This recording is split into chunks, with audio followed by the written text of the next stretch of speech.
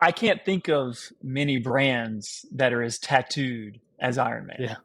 Yeah. right? I mean, maybe Harley Davidson, maybe. And so when you want to think about a lifestyle brand, that's it, right? Because that's the level of commitment and passion that people have for what we do.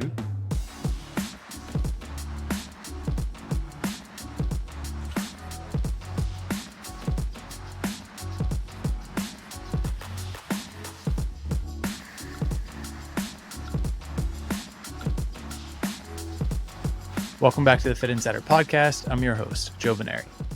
Today I'm joined by Scott DeRue, CEO of the IRONMAN Group. In this episode, we talk about leading the world's largest endurance sports platform through its next stage of growth. Scott shares his vision for elevating the athlete experience from race day to every day. Plus, we discuss Scott's experience as an exec at Equinox, expanding access to triathlon, and growing the sport globally. Let's get into it. Today's episode is brought to you by EGYM. EGYM provides fitness and health facilities with smart workout solutions built on its ecosystem of hardware, software, and partners. But it's more than cool tech. Their connected training experience delivers business results while helping members reach their wellness goals. If you run a gym, health club, YMCA, or any kind of fitness facility, you should check them out. Visit egym.com to learn more. Hi, Scott. Welcome to Fitt Insider. Thanks for joining us. Joe, my pleasure. Super excited to spend some time with you. Yeah, looking forward to it. You're coming up on a year in the CEO role at IRONMAN. Maybe just to kick things off, like, what has the transition been like? What maybe has kind of characterized this first year, and what's top of mind? It's been an incredible journey and a real privilege for me.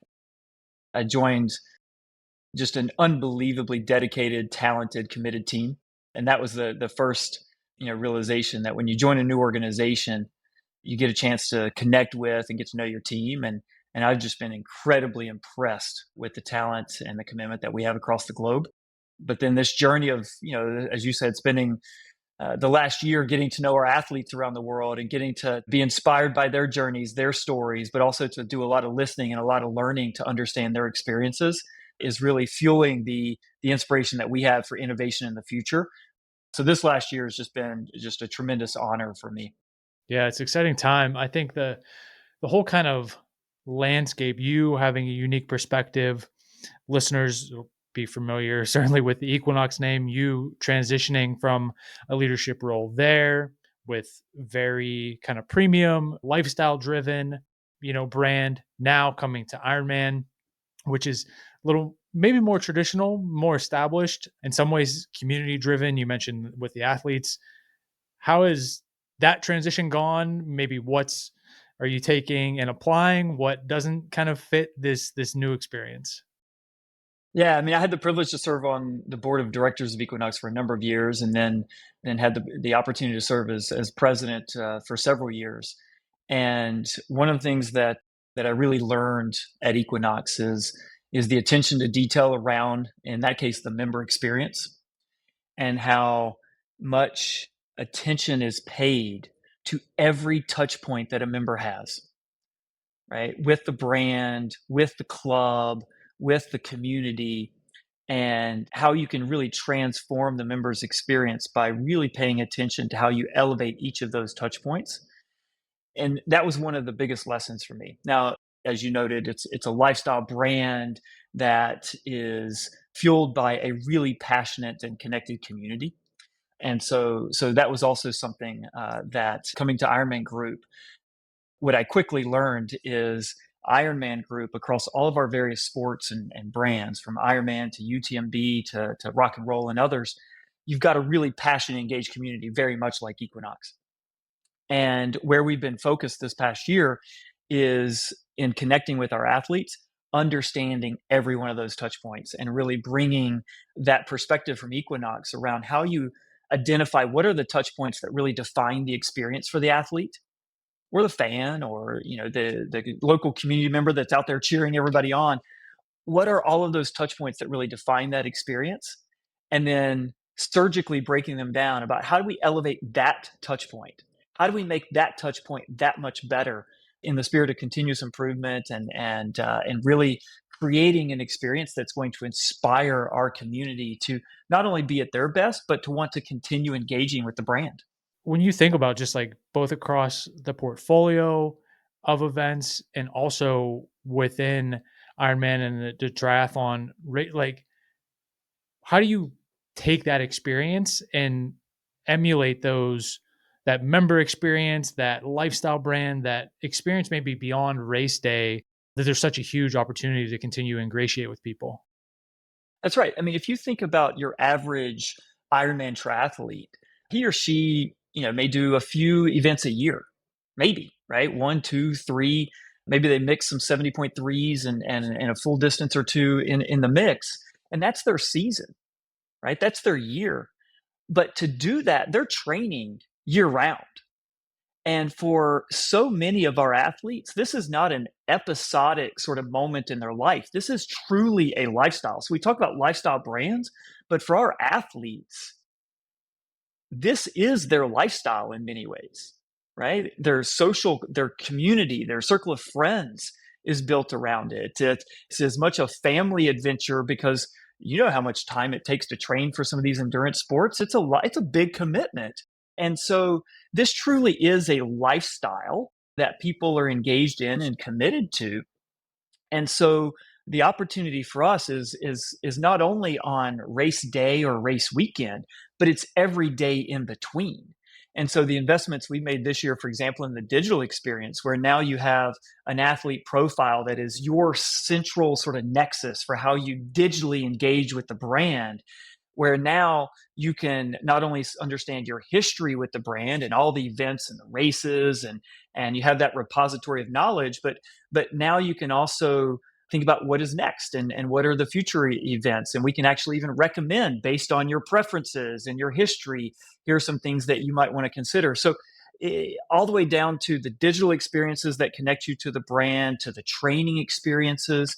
One of our biggest partners is TriDot, which is this unbelievable digital coaching platform that is enabling thousands of athletes around the world to have a much more personalized training experience that can be tailored specifically to your A race for the year, your B race for the year. And like I used it when I was training, I'd miss a day or two and it would automatically personalize an update for me. It's every day that we're trying to connect with our athletes and our community, because it's not just about race day. And having that multifaceted connection to the consumer or to the athlete is not only how we elevate the brand of Ironman, if you will, but it's how we grow the sport and really connect with the community that keeps people coming back over time. When it comes to, an event like this, and especially the amount of time and money that people are spending, not only to just participate, but also train throughout the year, as you mentioned, like this is a huge part of somebody's life whenever they are preparing for a race, from equipment to nutrition to coaching to like everything and anything in some ways intersects with Ironman. It's like, how do you choose like, hey, this is something we want to pursue, this is something that's outside the scope, and like how does that Venn diagram get decided upon? Yeah, and there's certain it's sort of the classic sort of build buy partner sort of Yep. calculus that you have to go through. We know what we're really good at, right? We're really good at the race experience, the race weekend experience, or essentially a live event, right? A creator. We're not necessarily going to go out and build the world's best digital coaching platform, right? So that's a great opportunity for us to partner. We're not going to go out and become the nutrition provider and develop the next generation of fueling technology and product. That's not our core capability. And so we're going to go out and curate the best brands, the best partners, the best science, and then curate that in a way where we can bring that to our community. And so we don't have to own everything or do everything ourselves, but this is the power of the connection that we have with our athletes and with our community is we're trusted. And when we curate the brands and the collection of products and services that we're bringing to our community, we're really building that lifestyle ecosystem. And it's from everything from training to nutrition and fueling, all the way to apparel and merchandise. And our consumer, our athlete, has really high expectations and a really high bar for the types of products that we're going to bring into their life, whether we're talking about gear or apparel or otherwise. And so we try to be extraordinarily thoughtful and strategic about who we partner with and the brands that we're curating. And we do a lot of listening to our athletes around what are they wanting, what are they using, what are they seeing as sort of the next phase of innovation, and making sure that we're bringing those opportunities to our consumer. Upholding that bar it can be challenging, and there can be, some, I don't know, I want to say pushback, but the community, especially around endurance sports, even if you look at cycling individually, running individually, in some ways, CrossFit has a lot of this same kind of like passionate cult following. And Ironman is anything where people are, getting a tattoo on them of the brand was pretty serious. So the expectations are high, and you're kind of navigating this, community that is heavily invested in it. They're very passionate about it. They they feel some type of ownership, right? Belonging, this sense of belonging with a brand. But at the same time, like, it's a business and there are other stakeholders, right, that are involved, and there are kind of KPIs and goals that you're also want to manage from that side. Like, how do you navigate that? I would imagine it can be challenging at times. And if not challenging to do it, also to communicate that maybe to folks that's not top of mind for them. They're just trying to prepare for their race and focus That's on right. finishing and things like that. Yeah, that's right. Well, and just coming real quick back to your lifestyle brand comment, I can't think of many brands that are as tattooed as Ironman, Yeah. Yeah. right? I mean, maybe Harley Davidson, maybe. And so when you want to think about a lifestyle brand, that's it, right? Because that's the level of commitment and passion that people have for what we do. So there's arguably probably not a more tattooed brand out there. And so that does create an opportunity, but it also creates a responsibility, right? And and in many ways, our brand, it's owned by our community. It's owned by our athletes, right? We are stewards of that brand and stewards of that community, and that's how we think about it. To your question in terms of the nature of the business and how we think about serving our KPIs or our needs as a business, it's actually very simple. And I've preached this from day one, preached the same thing at Equinox and every stop that I've had along the way. Over the long term, if we do what is in the best interest of our athletes and our community, everybody wins, right? Because if we're serving our athletes, if we're creating experiences that inspire them, that unlock their potential, that have them dreaming and creating this desire to be part of Ironman or be part of UTMB or be part of rock and roll or any of our other brands and sports, they keep coming back. They want to be part of our community. And that's what grows the sport. And if we're growing the sport and we're growing the community, we win, but so does everybody else that's in that ecosystem. That to me is how we create long term value. And so it's not a zero sum game. If we're doing, if we're investing in the athlete and the experience that we're providing for them, such that they want more of it, then we're growing the sport. We're growing opportunities for not only Ironman Group, but the ecosystem, and everybody can win. And so that's the mentality, that's the perspective, that's the philosophy, is put the athlete first in everything we do, and the business takes care of itself. And at the end of the day, the resources that we create as a business, there's one purpose for those resources, which is to reinvest in the athlete, the community, and the experience so we can do more of it, right? And that's how you create long-term enterprise value for us as Ironman Group, the business. Is there also, I feel like I'm talking a lot of Venn diagrams today for some reason, but there's also the kind of putting the athlete first. I think that's 100%. It's the same way you kind of led off with Equinox, like putting the member first and all the touch points and making sure that all those things, you're checking those boxes. In this case, it breaks down even further into pro and amateur athletes is there any tension between those things when trying to make sure, these are the right decisions for this group, but also this group, and how do you, if there are trade-offs, like how do you make those? I think generally speaking between pros and amateurs, because in many of our sports, triathlon, trail running, and otherwise, we have both professional and amateur athletes. And in general, their interests and their needs are more aligned rather than less aligned. Yep. But there are nuances, right? There are differences.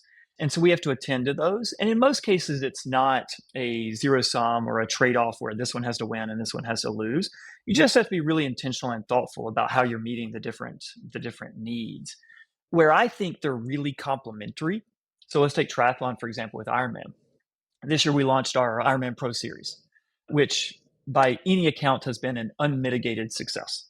Just an extraordinary success, really elevated the profile of our professional triathletes, created more visibility, not only for them individually as pros, but also just for the sport generally. That grows the sport. That grows interest in the sport. It brings more people into the sport, which in turn, right, and most of those people coming into the sport, they're not going to be professional athletes. Right. But by bringing those people into the sport, by way of elevating the Ironman brand through the platform of the Ironman Pro Series, right? We're inspiring more people to come into the sport, which grows that ecosystem. Who does that help? It helps the professional athlete, because the more people who are watching, the more people who are participating, the more eyeballs on the sport.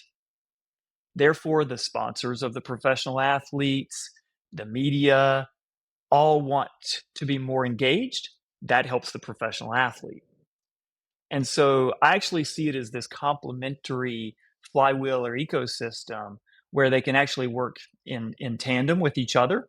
The nuances end up being in terms of how do you design a specific event design or course design, in terms of making sure that the professional athletes, the integrity of their race and fair competition is not interrupted in any way, because you want to protect the integrity of that. And so we spend a lot of time and attention thinking about that and working with our professional athletes to make sure that is the case. But usually that's pretty easy to solve. Anytime that there's a race or, the world championships, it's on television, like all of that is a giant billboard to like, come do an Exactly. Ironman event, come test yourself, participate in this. And I think one of the challenging things is, breaking down that barrier to be like, oh, I'm not fit enough to do that, or I'm not capable, or, I don't have the time, like all these barriers to entry that people might experience. And you talk about like growing the sport. Another thing is reaching new audiences, because when, I was doing heavy into cycling and triathlon, it's like I would show up and everybody looked like me. Like everybody was kind of middle-aged, maybe a little bit older, white guy, like pretty well off. Like you're going to have some money to be able to afford the gear and the entry fees and things like that. How do you kind of shift that perception and, break down some of those barriers to say like, we are growing the sport in a meaningful way? Part of that is helping people see what's possible, right? I mean, our motto is anything is possible. And if you stand at the finish line of an Ironman event, certainly the people who are going to finish in, if you're Patrick Longan, you're finishing in 7.5 hours. Yep. That's a different type of athlete. But come out at like 11 p.m. or midnight, and you're going to see what you and I would walk down the street and think of as an average person. But that average person has above average dedication and commitment to this goal that they've set for themselves. So they are physically, they're not a professional athlete. They're not somebody who's running 50 miles or 100 miles a week or something like that. They're a mom. They're a dad. They're a granddad or a grandma. They've got jobs. They've got life all around them. But they've got this dream. They've got this dream to want to be an Ironman. And they've committed themselves to achieving that dream. And part of what we spend a lot of time doing is helping tell those stories. So we love to tell the stories of our elite athletes and our professional athletes because they're incredibly inspiring. We also love to tell the stories of the average person who overcomes the obstacles of life, whatever those may be, to achieve this crazy dream that maybe somebody told them was not possible. And then you discover that actually it is possible. And so one of the things that we spend a lot of time doing is telling those stories through the documentaries, through the original content that we create, and then distributing those stories across a myriad of channels to get that into the hands of people around the world. Because if you can visualize, oh, if that person can do an Ironman, maybe I can too. Then you start, you go to your favorite search engine and you type in like, how do you train for an Ironman? And you realize that, okay, if I could find maybe 10, 12, 15 hours a week, maybe I could do one of these too. Right. And you don't have to spend ten or $12,000 on a bike. You could spend $700 on a bike. Go get a used one. Just get started. Right. And those are the fun stories to tell. And it's really just about inspiring people to dream and giving people the knowledge to know that they can do it too. And so, if you look at an average Ironman event around the world, probably 40% of those athletes are first time to the Ironman. They may have done triathlons. Very few people would get up and have never done a triathlon and say, you know what I'm gonna do tomorrow? I'm gonna do an Ironman. There are some, just very few, but 40% of those athletes have never done an Ironman before. So if they can do it, others can too. The Fitt Insider Podcast is brought to you by our friends at EGYM. This is an exciting partnership for us, and not just because EGYM makes some of the most innovative fitness products out there, but because the entire EGYM team, led by their CEO Philip, is committed to making health, fitness, and well-being more accessible for everyone. And that's a mission we can get behind. By combining their smart equipment with integrated software and hundreds of connected partner brands, EGYM helps fitness facilities stand out by delivering a personalized, gamified workout experience that improves outcomes and member engagement. So if you're a gym or health club operator thinking about how to best serve your members while driving business results, go see what EGYM is up to at egym.com.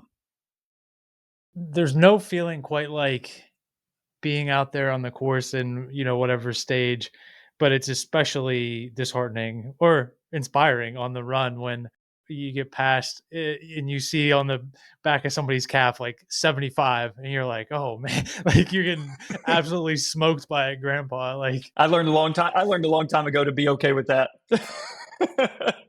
I don't know that everybody on the outside kind of like thinks about, you talk about this platform, the flywheel. There's obviously like race registration, participation, there's sponsorships, there's obviously like other partnerships. We talked about like wanting to be the curator. There's in some instances like TV rights and all those sorts of things. Like, what are the pillars as you think of them of the business? And is there, an aspiration to say, oh, we want to add maybe XYZ things that don't exist now, or we're most focused on kind of expanding these areas as we continue to grow? Yeah, sure. So, historically, the business model has been very much what you just outlined. You got largely registrations to the events. And this is true in participation sports generally. So, we're the largest organizer of participation sports in the world across a variety of brands, across a variety of sports. And the business model for most participation sports is very similar. So, you've got your registrations to the event. You've got sponsorship. Oftentimes you'll have the local communities, the host cities, et cetera, investing in it because they want the tourism, essentially the sport tourism in their communities. So that's often the case, not always, but often the case. You have media, you have merchandise. So it's if you look at the Ironman Group, we'll do roughly 225 events this year in 54 countries across triathlon, trail running, cycling, mountain biking, et cetera. And that is the business model for most of those events. The opportunity as we look forward is to think about, going back to our earlier conversation, not just race day or race weekend or the event, but the relationship that you have with the consumer throughout their journey. And so if you think about, take an Ironman triathlete, he or she may do a couple events a year, but as they train year round, as they think about their gear, as they think about their apparel, as they think about the digital experiences, the content that they consume, etc., how do you increase the number of and the depth of connections that you have with the athlete, because they're extraordinarily engaged, they're extraordinarily passionate. Like, Yep. this is what they spend their time thinking about and dreaming about, and that's their social circle and their friends. And so how do you increase the points of connection in ways that add value to their experience? And that's where you can start to transform the business model a bit from that sort of traditional event centric, largely registration and sponsorship model, to a broader ecosystem that's built around the athlete or the consumer. And you start thinking more about the lifetime value of that athlete with all the points of connection, as opposed to this episodic event sort of orientation. And those aren't, mutually exclusive. Obviously, they actually can be highly complementary with each other. But I think that's in many ways the future, is really deepening and broadening the connection that you have with the athlete and the fan. You mentioned the athlete profile as kind of one representation of this. To the extent that it doesn't sound like you're quite ready to announce how that all happens as you think about broadening these connections. But with something like that rolling out, do you look at 2025 and say it will be evident like what that strategy looks like? Is it something that is more of like a 3 to 5 year plan? Like, what can people expect as it relates to like bringing that to life? Yeah. I mean, look, any bold vision, any bold ambition takes time to sort of manifest, and you're always evolving it. So it's a destination that you never reach, because you're always sort of raising the bar the next time Yeah. around, right? And in many ways, the best execution of the strategy that I just articulated is one that nobody even recognizes, because it's just part of the experience. And so if you look at what we've done this year, not only did we create the athlete profile in that sort of digital nexus, but we also reinvented, and my guess is 99% of our athletes don't even know, we reinvented the registration platform, and we rebuilt the whole thing. And one of the main reasons we did that is we now have the opportunity to be able to deliver that curated set of products and services to the athlete in ways that historically we could not do. And not only as you're registering for, say, your next race or event, but now connecting back to the athlete profile and being able to serve up a more personalized experience with recommendations and so forth. We're able to take this ecosystem that we've curated and now bring that to the athlete in a way that we just couldn't do before. And most of our athletes wouldn't even know that we did that this year. Yeah, I think that's a good point. It's like you almost don't want it to feel like there's a lot of friction or that there's a huge change. It's just like, to the extent that somebody thought about it, they would just think, oh, my life in whatever ways that I used to, it's just easier or better. It's like this experience is just better. I'm not 100% sure why. Maybe there are things that I could pinpoint, but just overall, it's way more enjoyable and easier to navigate. Versus, I think a lot of times when there is somebody new steps maybe into the CEO role, or there's a bold vision being hashed, it's like you have to come out and make this proclamation and announce when a new feature drops and all these things. The kind of executing and just don't tell me, show me, I think can be an undervalued strategy as well. There's a bit of both, right? Because you have to sell the dream, you have to sell the ambition. And that's both internal for your team, but it's also for your, stakeholders and external communities, namely your customer, because you want people to understand where you're trying to go, what that North Star is, right? So that people understand it, they're aligned to it, and so forth. At the same time, being laser focused on the execution of that and showing people is as important, if not more so, than just telling them about it, right? And I've said many times to our team, this is not any type of transition like this, and new leadership coming in. This isn't white smoke coming out of the Vatican where there's now some magical reveal.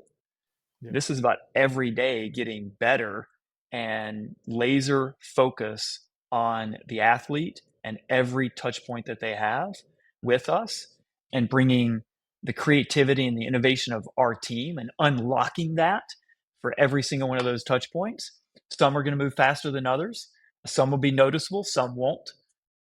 But when you look back probably 3 years from now to where we are today, you'll see some pretty transformational change of what that experience is. But when you're in it in the moment, you might not notice all of it. And that's okay.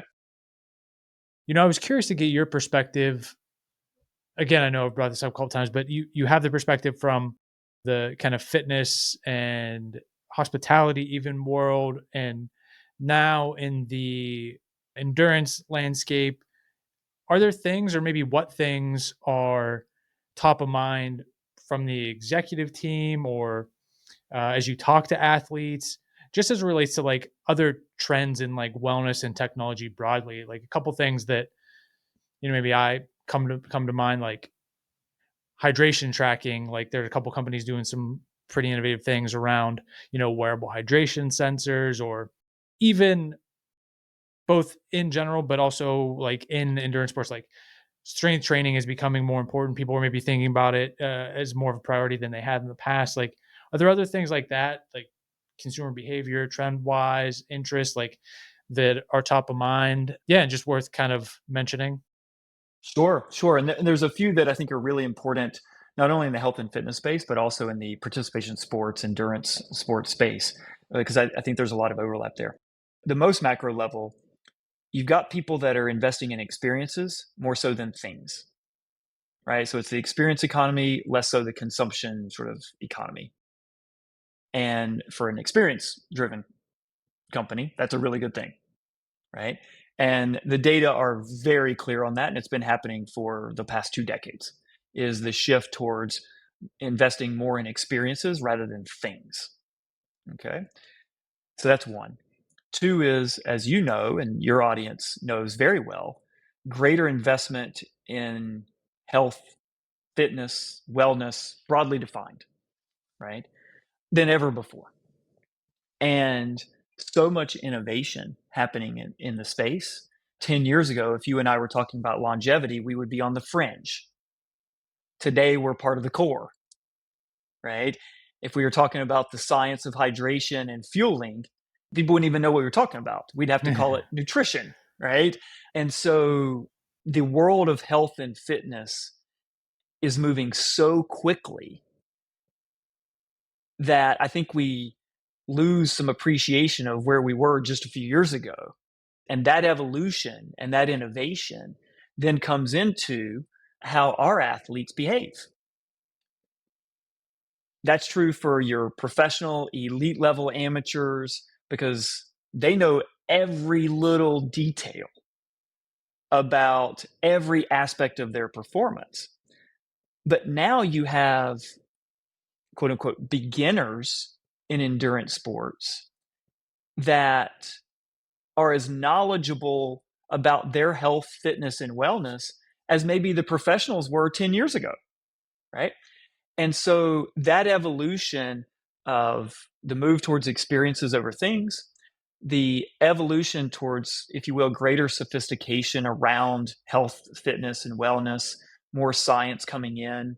You mentioned strength training. When I was at Equinox, we saw it as clear as day when you were coming out of the pandemic, the shift away from, going and being on the treadmill for an hour to really thoughtful strength training combined with aerobic activity was people started to understand optimization a bit more, as opposed to just going in and doing the same thing over and over. Yeah. And that has come into how we think about training, right? So if you're training for an Ironman, if you look at how the training recommendations, if you will, and protocols have evolved, they're on the leading edge of that. And so there's so much innovation happening and so many sort of macro meta trends in terms of consumer behavior, all the way down to the science of sport and the science of health and wellness, that are all coming together. And then when you combine that with other macro trends, like the fact that people are traveling for sport more than they ever have in human history, for an experience company that in most cases people travel to, you can see why I'm so optimistic about the future of the Ironman Group, and not only where we're at, but where we're going. Speaking of that kind of forward looking, and as we wrap up, you're wrapping up your first year, you're getting set for year two. Obviously, this we talked about like this bold vision and continuing to both sell the dream and also execute it. Yeah, what's top of mind for you and as you're communicating it to the team as we get into 2025? For us, it's really just continuing to reinforce the athlete first mindset in everything we do. So I'll give you a very tangible example. We're in the world of triathlon, we've mapped the 20 top touch points that are most important for defining whether somebody has a great experience or an average experience. Now we can start to surgically look at every single one of those touch points across 220 plus events. 2025 for us, every year is the year of the athlete and the athlete experience, but 2025 for us is really around innovation, putting the athlete first, and really focusing on every single one of those touch points of the experience. And some of those might be big shifts and transformational. Some of those might be on the margin, but just getting continuously just 1% better than yesterday. But that's how we will execute to win and win for our athletes. So that is for me first and foremost for 2025. Obviously we've got really bold ambitions around where we want to go long term in terms of globally growth and building the endurance sport community. And so what we can do in terms of growth in various parts of Asia that we're not as active in today, the Middle East, Africa, there are markets where we see lots of opportunity. And then our core markets in North America and Europe, Latin America, and Oceania, we continue to see growth potential there. So, obviously the pandemic was very tough for any live experience, live event, or fitness clubs for that matter. Very difficult. And as we've come out of that over the last couple of years, consumer behavior has shifted quite a bit. But I think all the cards are lining up for us that over the next 3, 5, 7 years, we see a lot of growth potential, both in terms of the brands that we represent, the sports that we represent, and globally the markets that we're in. So, but it all starts with putting the athlete first in everything we do. It's very clear you're locked in. You're locked in and dialed in with continuing to put the athlete first and execute that. Everything else kind of score takes care of itself if you're able to do that and continue to grow. You mentioned, and this is one of the things that originally got me kind of into the sport and into endurance sports more broadly, coming from playing football all my life in high school and college, and then transitioning to endurance sports was the content. So for folks who want to follow along, I'm sure all the social channels, check out the website, anywhere else, anything else you would, point them or want to plug. No, I mean, all the social channels that are on your phones. Obviously we've got huge followings around the world, and the content is incredibly inspiring. So I'd encourage everybody to check that out. We've got mostly connected to our Ironman Pro Series and our UTMB is check out our live broadcast. What we've been able to do in investing in the live broadcast this year and creating just a really engaging experience for fans around the world who want to watch their friends or just love the sport and want to stay connected to it. Definitely check that out. So you've got all the original content, our documentary series. We just launched some new episodes of our Iron Will docuseries. So, there's so many ways in which people can engage with the brand, not only through racing and being in the experiences and the events, but through the content and, come out and enjoy it. Thanks for listening to today's episode. If you got value from the conversation, please consider subscribing and sharing the podcast with a friend or colleague. It's a massive help. And if you want more content like this, including news and insights on the latest industry developments, subscribe to the Fitt Insider newsletter at insider.fit.co. And one more thing, you can learn more about our recruiting and consulting services at fit.co. That's FITT.co. I'll see you here next week.